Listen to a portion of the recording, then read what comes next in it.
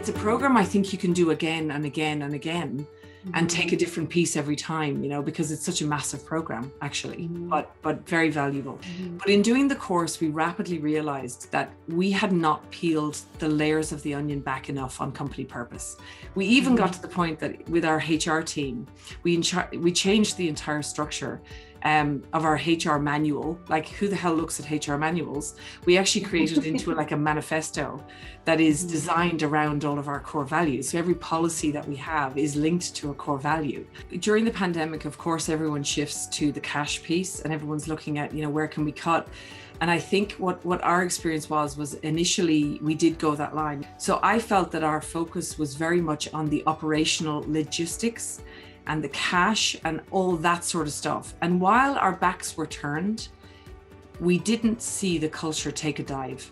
And that was a massive problem. And it actually hit me really hard. First of all, I wish I had brought more of the team. I should have brought loads of people into the course.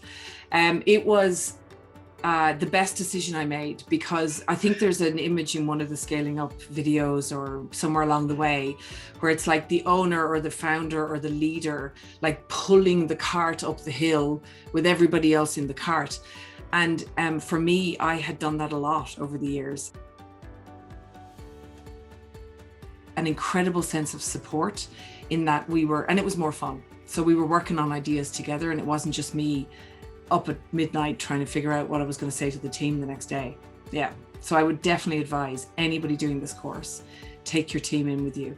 Take as many as you can. And one of the things I definitely learned in scaling up is the power of structure. So everybody, I've heard leaders say this, they're like, I just want my team to just go and do it how they want to do it, or, and that's fine to a certain extent. You want people to show initiative, of course, and to have their own ideas, but you want flexibility within a structure. And I learned that from the execution piece within the scaling up program, how to run a huddle effectively. Don't just say to people, run a team meeting, if you haven't really defined how that meeting's supposed to go, the outcomes you want to get from that. So I sort of call it flexibility within a structure. I realized that I really needed a kind of a virtual CFO or somebody to assist me, because I had like a finance manager who would do all we've got massive payroll, and we had accountants in 3 different countries.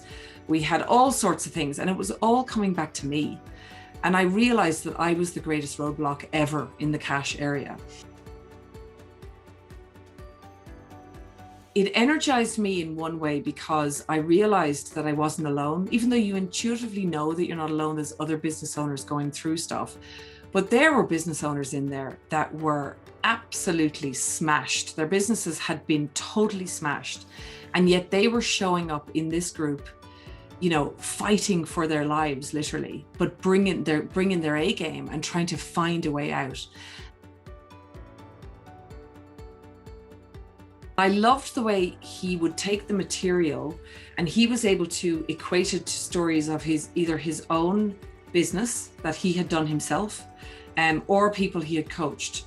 I learned the stuff from the videos, but the live sessions tend to bring it more to life, if that makes sense. I learned more, and I thought I wasn't going to learn more in those. I thought we were just rehashing the material, but actually we were deepening the material. The Scaling Up program has been a game changer for our business, and for me personally as the leader of the business. I think you can grow a business without it, but I wouldn't. I think it's faster, it makes it more enjoyable, and it gives you the formula to what to do. And if you do it really well, you will see change. That's what I think I'd like to say.